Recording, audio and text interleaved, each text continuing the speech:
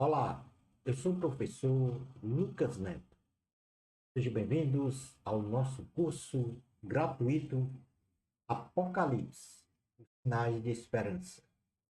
Hoje nós vamos ministrar a aula de número 1, que tem como título Uma visão panorâmica do Apocalipse. Introdução da lição. O Apocalipse bíblico nos mostra os últimos acontecimentos da historicidade da humanidade.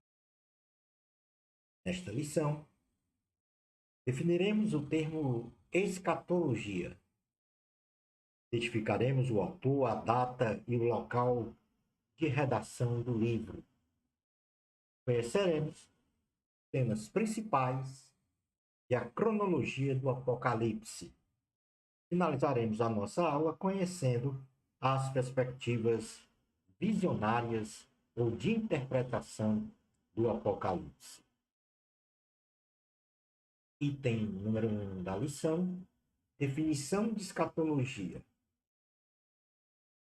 Definimos escatologia como sendo o estudo das últimas coisas que profeticamente foram anunciadas por Deus na Bíblia Sagrada, especialmente no livro de Apocalipse, como a realidade dos últimos acontecimentos da história da humanidade na terra e no céu, extrapolando para a anunciação do destino eterno dos salvos pela fé em Cristo Jesus e dos não salvos. Na etimologia da palavra, no grego, scatus ou escatas, que significa último ou últimas coisas, e logos, que quer dizer estudo. Portanto, escatologia é o estudo das últimas coisas. Item número 2 da lição: autor do livro de Apocalipse. Todo o conteúdo do livro de Apocalipse possui autoridade divina, pois tem como autoria o próprio Deus Pai, que entregou a mensagem a Jesus Cristo, Deus Filho, e esta foi revelada ao apóstolo João, através de um anjo. Sobre as coisas que brevemente aconteceriam, tendo o apóstolo, então, testificado a mensagem na forma escrita, para que todo aquele que lê ou ouvir e guardar a mensagem seja bem-aventurado. No livro de Apocalipse, capítulo de número 1, versículos 1 a 3, diz assim a palavra do Senhor: revelação de Jesus Cristo que Deus lhe deu para mostrar aos seus servos as coisas que em breve devem acontecer e que ele, enviando por intermédio do seu anjo, notificou ao seu servo João, o qual atestou a palavra de Deus e o testemunho de Jesus Cristo quanto a tudo o que viu. Bem-aventurados aqueles que leem e aqueles que ouvem as palavras da profecia e guardam as coisas nela escritas, pois o tempo está próximo. E tem número 3 da lição, data da redação do livro de Apocalipse. Todo o conteúdo do livro de Apocalipse possui autoridade divina.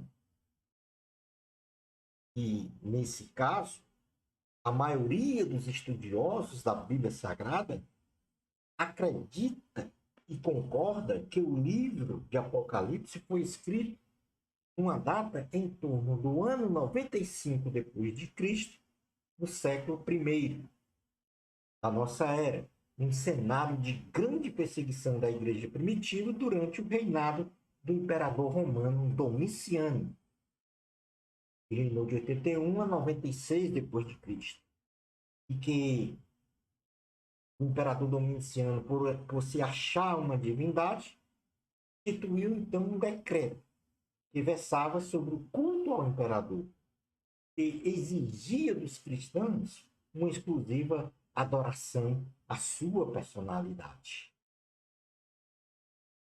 Item número 4 da lição, nós vamos falar sobre o local da redação do livro de Apocalipse. Tanto aí, a data da redação do livro foi na data provável de 95 depois de Cristo. Houve uma grande perseguição do imperador Domiciano aos cristãos, devido à instituição do decreto do culto ao imperador.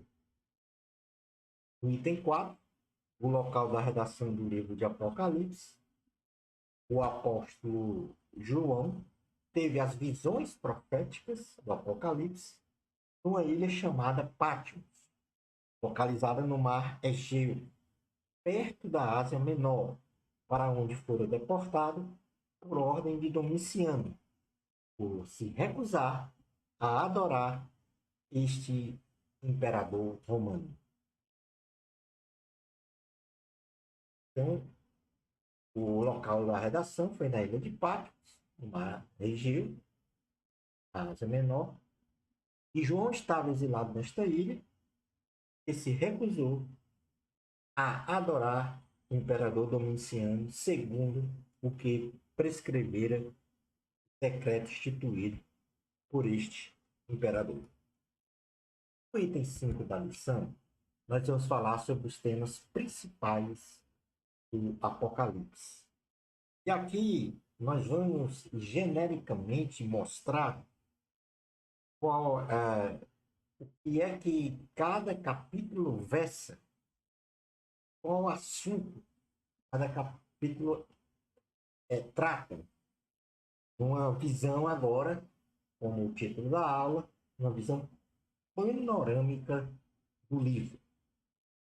E nós vamos iniciar falando do capítulo 1, onde existe uma visão do Cristo glorificado, ou seja, do Cristo que ascendeu aos céus.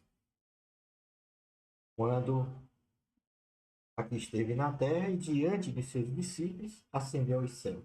É o Cristo glorificado. Capítulo 1 descreve exatamente esta visão. No capítulo 2 e no capítulo 3, nós temos as cartas às 7 igrejas, localizadas na Ásia Menor, que eram as igrejas de Laodiceia, Filadélfia, Sardes, Tiatira, Pérgamo, Esmirna e Éfeso. Então, essas 7 igrejas estavam ali localizadas na Ásia Menor. Eram igrejas do passado que representam exatamente 7 períodos da historicidade da igreja.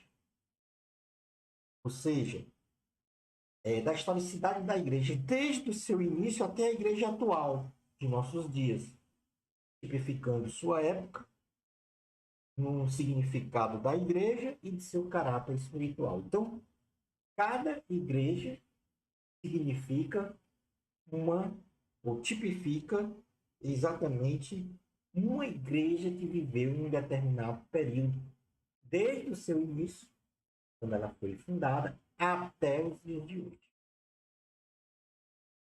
No capítulo, ou capítulos de número 4 e 5, eles vão tratar, melhor dizendo, do arrebatamento da igreja. O que é o arrebatamento da igreja? Ou seja, é a retirada repentina da igreja da terra num piscar de olhos, materializada na visão do trono de Deus e da igreja glorificada. Já no capítulos 6 ao 18,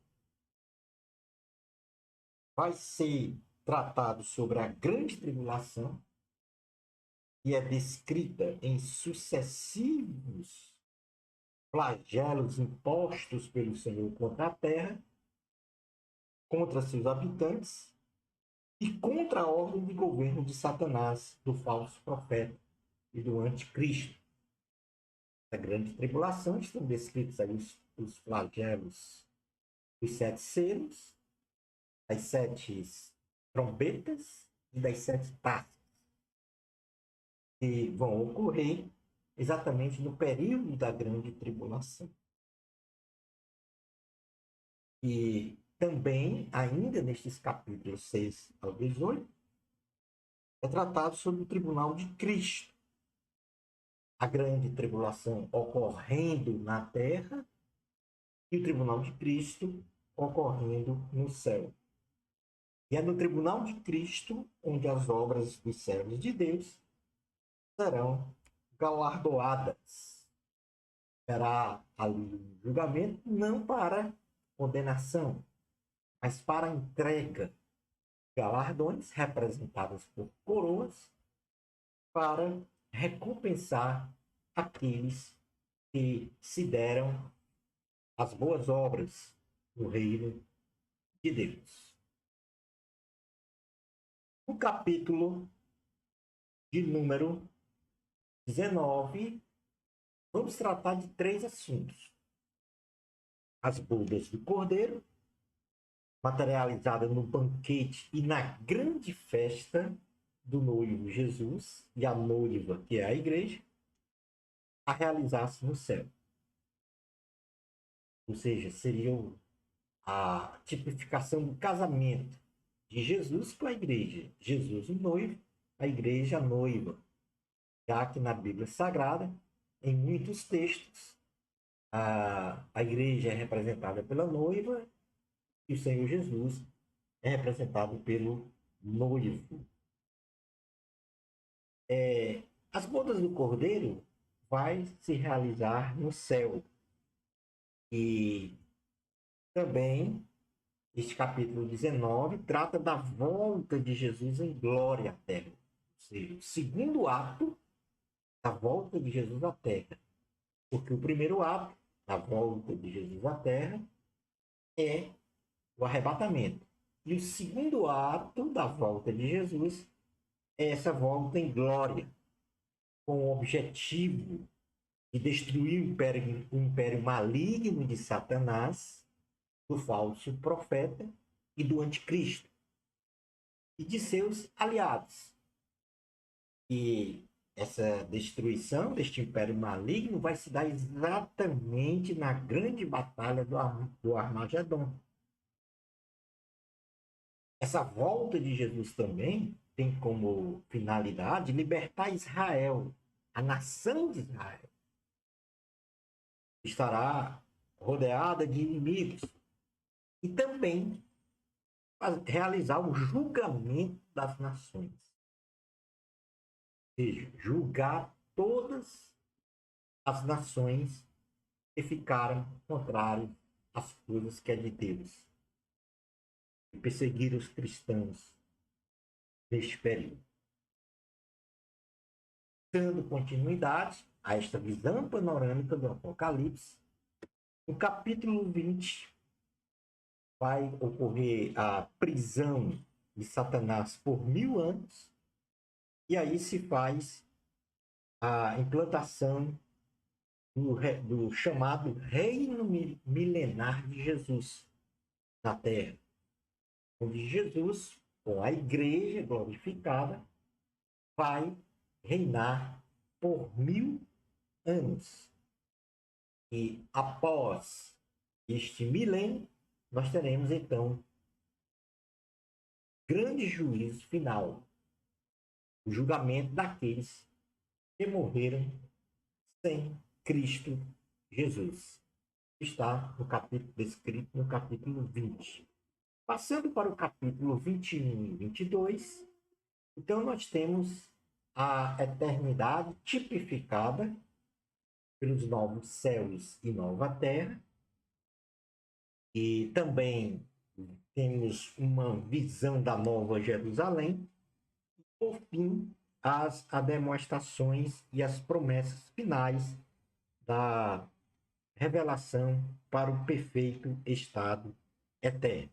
Isto no capítulo 21 e 22 do livro de Apocalipse. Passando para o item 6 da lição, nós vamos falar sobre a cronologia do Apocalipse. E esta sequência lógica dos acontecimentos escatológicos que nós vamos mostrar agora é a mais aceita pelos teólogos, estudiosos da Bíblia Sagrada. Ou seja, a maioria dos teólogos, através de estudos minuciosos, detalhados da Bíblia Sagrada, creem que a cronologia, ou seja, a sequência lógica dos últimos acontecimentos, é esta a qual passaremos a reportar neste ponto da aula. Então, nós temos aí a cronologia, são 11 eventos. Evidentemente que nós vamos começar a estudar o livro do Apocalipse a partir do arrebatamento. Isso quer dizer, nós vamos, nas próximas aulas, estudar como início o arrebatamento da igreja, antes os sinais, depois passamos a trabalhar o arrebatamento. Então, nós vamos, de fato, começar a estudar a partir do item 3 desta cronologia, até o item 11, que fala dos novos céus e da nova terra. Então, no primeiro item, o item 1, nós temos aí a morte de Cristo. Ou seja, Cristo morreu na cruz do Calvário em nosso lugar, para a remissão dos pecados de toda a humanidade, inaugurando o tempo da era da igreja. Então, a parte histórica dessa crucificação e ressurreição de Jesus, nós temos os registros bíblicos estabelecidos para isso. Esta realidade nós já conhecemos a partir da Bíblia Sagrada. Depois da morte de Cristo, nós estamos vivendo, no item 2, a era da igreja. É o atual momento que nós vivemos. A igreja cristã que se iniciou com Cristo e não sabemos a duração de seu tempo até a sua retirada da terra. Então, hoje nós estamos vivendo a era da igreja. E, segundo os sinais apontados por Cristo em relação à sua volta, creemos que está muito próximo o término desta era da igreja. Em seguida, no item 3, o arrebatamento. O arrebatamento será consumado no primeiro ato da segunda vinda de Jesus, onde a igreja será retirada do planeta Terra de forma brusca, inesperada e sobrenatural, a fim de que ela seja transportada para as regiões celestes, onde se unirá eterna e plenamente com o Senhor Jesus. Na primeira carta aos Tessalonicenses, capítulo 4, versículos 13 ao 18, o apóstolo Paulo, ele faz exatamente essa descrição do que será o arrebatamento. Nós vamos estudar com mais detalhes, nós temos uma aula específica para cada etapa dessa, mas eu gostaria de ler agora neste momento, para que a gente tivesse, então, essa consolidação deste evento, que é o arrebatamento, no primeiro ato da volta de Jesus. Ele diz assim na primeira carta aos Tessalonicenses, capítulo 4, versículo 13 ao 18. Não queremos, porém, irmãos, que sejais ignorantes com respeito aos que dormem, para não vos entristecerdes como os demais que não têm esperança. Pois se cremos que Jesus morreu e ressuscitou, assim também Deus, mediante Jesus, trará em sua companhia os que dormem. Ora, ainda vos declaramos por palavra do Senhor isto: nós, os vivos, os que ficarmos até a vinda do Senhor, de modo algum precederemos os que dormem. Porquanto o Senhor mesmo, dada a sua palavra de ordem, ouvida a voz do arcanjo e ressoada a trombeta de Deus, descerá dos céus, e os mortos em Cristo ressuscitarão primeiro. Depois nós, os vivos, os que ficarmos, seremos arrebatados juntamente com eles, entre nuvens, para o encontro do Senhor nos ares, e assim estaremos para sempre com o Senhor. Consolai-vos, pois, uns aos outros com estas palavras. Vendo aí uma descrição do arrebatamento feito pelo apóstolo Paulo na primeira carta aos Tessalonicenses, capítulo 4, versículo 13 ao 18. No item 4 deste evento, nós vamos ter o Tribunal de Cristo. E o Tribunal de Cristo vai ocorrer no céu.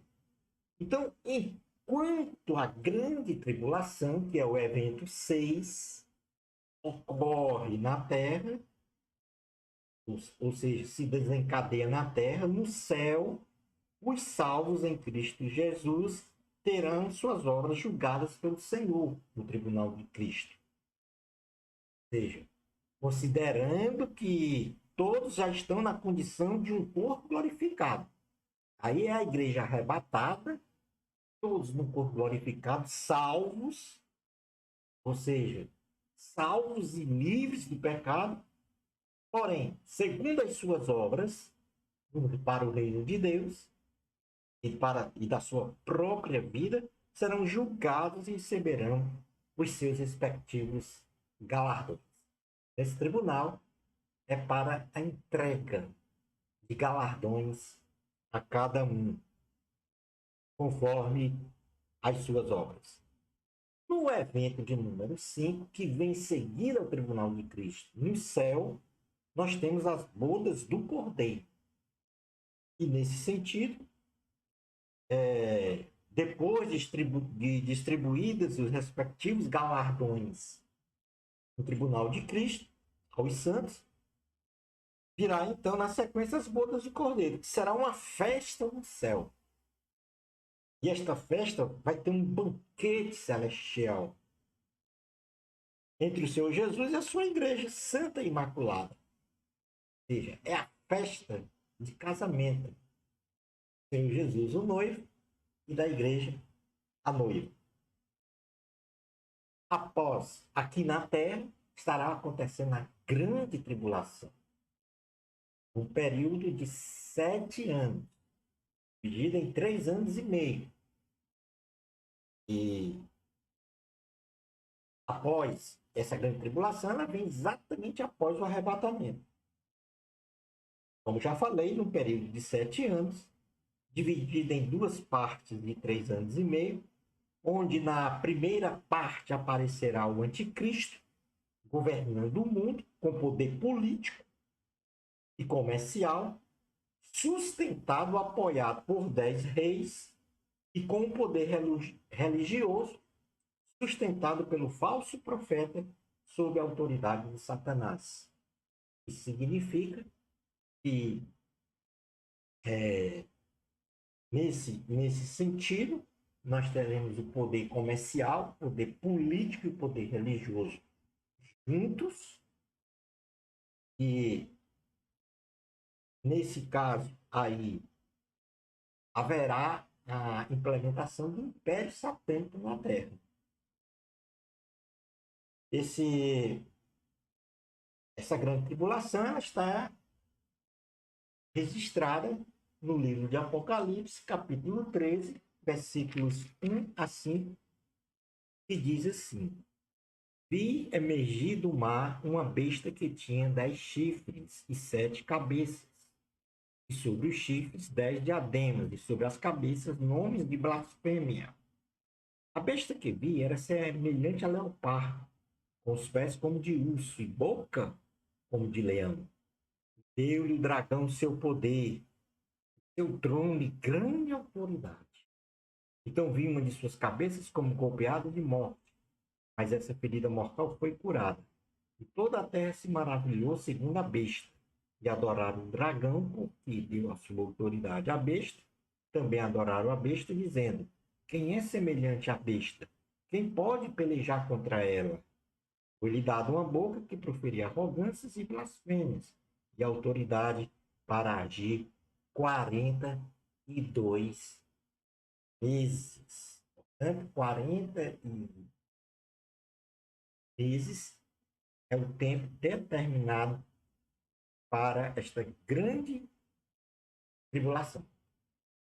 Ora, nós vamos agora estabelecer o item número 7. Ou seja, ocorreu o tribunal de Cristo no céu, ocorreu as bodas do Cordeiro, a grande tribulação em 7 anos, sendo os 42 meses, 3 anos e meio iniciais, como a, o domínio do Império Satânico, os 3 anos e meio seguintes, flagelos de Deus. E aí nós temos no item 7 a volta, o segundo ato da volta de Jesus.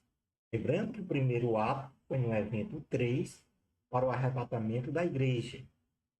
E no segundo ato da volta de Jesus é no item 7, onde Jesus volta montado em seu cavalo branco com a sua igreja para então realizar o julgamento das nações.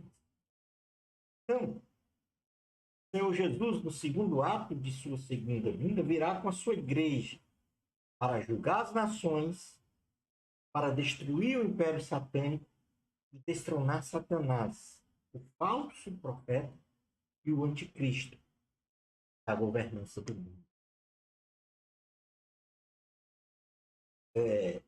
Esse julgamento das nações vai se dar após a batalha do Armagedon. Nessa batalha do Armagedon, o falso profeta e o anticristo serão lançados no lago de fogo e enxofre. Os que têm a marca da besta serão mortos e seus corpos consumidos pelos adúlteros. Nessa batalha do Armagedon, e a igreja, comandada pelo nosso general, que é Cristo, aniquilará este império satânico. Satanás e os seus demônios serão acorrentados por 1000 anos e todas as nações serão julgadas pelos seus malfeitos. Nesta batalha, a menina dos olhos do Senhor, que é a nação de Israel, será salva. E assim reconhecerão que o Senhor Jesus é o verdadeiro Messias, o Redentor de Israel e da humanidade. Logo após esse segundo ato da volta de Jesus para o julgamento das nações, terá então um evento de número 9, que é o milênio. Após então a destruição do Império Satânico, começa na Terra o governo de Cristo por 1000 anos. Nós denominamos de o milênio. Será uma teocracia, segundo o reino universal, eterno, com justiça, com verdade, com júbilo, com glória, com santidade, paz, com equidade inflexível e com toda a plenitude do Espírito. Após o milênio, nós teremos o juízo final. E nesse sentido, o juízo final é um julgamento. Está falando, juízo é um julgamento. E também é conhecido como o juízo do trono branco. E na realidade é uma sessão judicial que terá lugar na consumação de todas as coisas temporais, onde o Senhor Todo-Poderoso sentenciará ao sofrimento eterno no lago de fogo e enxofre todos os ímpios. Ou seja, todos os ímpios mortos de todos os tempos. que ressuscitarão num corpo sem glória, diferentemente da igreja, e por terem rejeitado ao Senhor Jesus como Senhor e Salvador. Eles vão receber, pelas más obras, as práticas registradas em seus próprios livros, a condenação de viverem com o diabo, com o anticristo, com o falso profeta e todos os demônios no lago de enxofre e fogo, eternamente em sofrimento. Após o juízo final, que é o evento de número 10, nós temos o evento 11. Ou seja, Deus vai criar novos céus e nova terra. Isso quer dizer um novo lar celestial. Porém, antes do Senhor criar novos céus e nova terra, ele vai destruir os antigos céus e a antiga terra, no caso a terra pelo fogo. E imediatamente criará novos céus e nova terra. E viverá junto com seus filhos, para sempre, em um lugar sem dor, sem pranto, sem lágrimas, sem morte. E assim estaremos para sempre na nova Jerusalém celestial. Portanto, nós teremos mais 9 aulas deste curso gratuito, Apocalipse, os sinais de esperança. E nestas próximas 9 aulas nós vamos estudar exatamente cada evento desse, com mais detalhes, com a leitura da palavra de Deus, a Bíblia Sagrada, para compreendermos exatamente tudo que vai acontecer nos últimos dias da história da humanidade. Apocalipse não se trata de nada de catástrofes. E muitas pessoas interpretam o Apocalipse com algo que vai trazer medo, angústia aos cristãos. Mas, na realidade, o Apocalipse são sinais de esperança para a humanidade. É quando nós vamos acabar com... Vai ser exterminada todas as injustiças. Quando haverá equidade social. É quando não teremos mais fome, sede, nem miséria no mundo. E por isso, são sinais de esperança, sobretudo, porque vamos viver eternamente com o Senhor. Estamos no final desta primeira aula, lembrando sempre que nós vamos tratar cada evento desse, nas aulas seguintes. Então, nós vamos para o item 7, porque os estudiosos têm perspectiva de interpretação do Apocalipse um pouco diferenciada. Ou seja, várias são as perspectivas das interpretações escatológicas com relação às profecias bíblicas que nós acabamos de descrever. Sobre as profecias dos últimos acontecimentos da história da humanidade. São 4 perspectivas. Neste curso, nós vamos tratar da perspectiva futurística.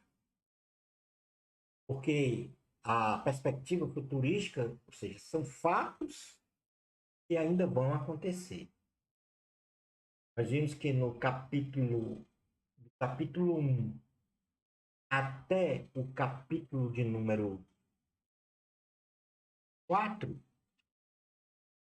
nós, do capítulo 1 até o capítulo 3,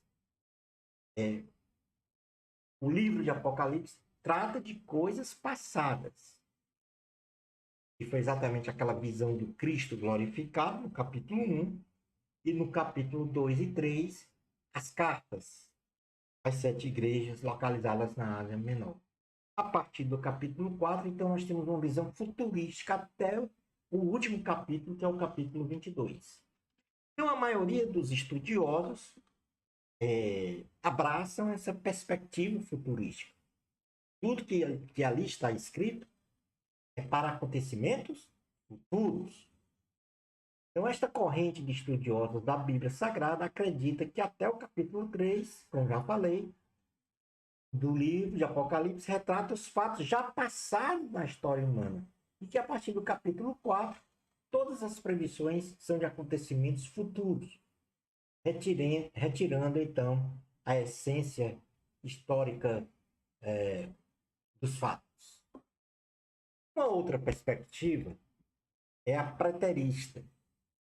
Existem teólogos que são defensores, ou seja, advogam que os fatos narrados no livro de Apocalipse são acontecimentos ocorridos no passado, por ocasião da existência do Império Romano no primeiro século, não aceitando este livro como um livro profético, ou seja, um livro que tem uma perspectiva futurística. A terceira perspectiva é a histórica. Os devotos desta perspectiva acreditam que cada fato narrado no livro de Apocalipse retrata um fato histórico da humanidade, em sua existência no tempo. Ou seja, cada evento bíblico se encaixa numa ocorrência da história humana, deixando a sua compreensão um mistério e de diversas comparações com os fatos ocorridos nas relações humanas ao longo do tempo. Então, outros determinam que uma determinada catástrofe ocorrida na Terra, uma pandemia, por exemplo, é uma perspectiva histórica que está retratada no livro do Apocalipse. E a última perspectiva é a perspectiva místico-simbólica. Teólogos acreditam, que esta perspectiva e todos os eventos registrados no livro de Apocalipse são místicos. E apenas nos ensinam lições morais e espirituais, não enxergando nenhuma perspectiva futurística, preterista ou histórica dos fatos.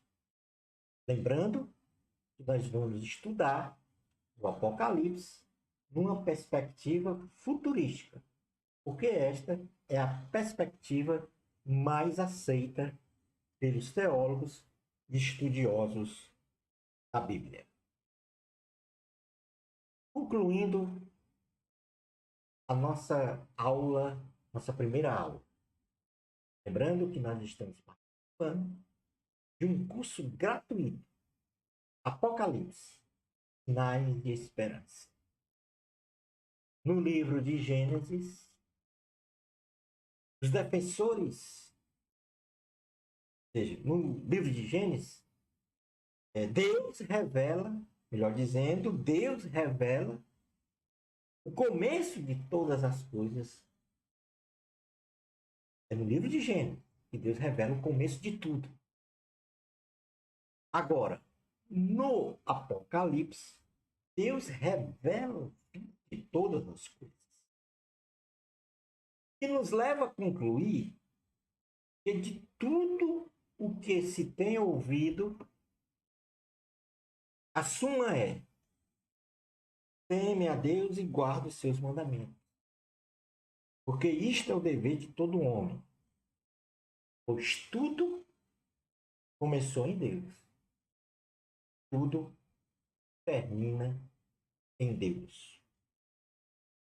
Portanto, é importante que nós venhamos a estudar o livro de Apocalipse, porque ele indica qual é o nosso futuro, como vai ser a nossa vida, onde é que nós vamos morar, o que nós vamos fazer. Bênçãos especiais de Jesus para você. Amor a Cristo. A glória é de Deus. Até a nossa próxima aula, nosso curso gratuito, Apocalipse, os sinais de esperança.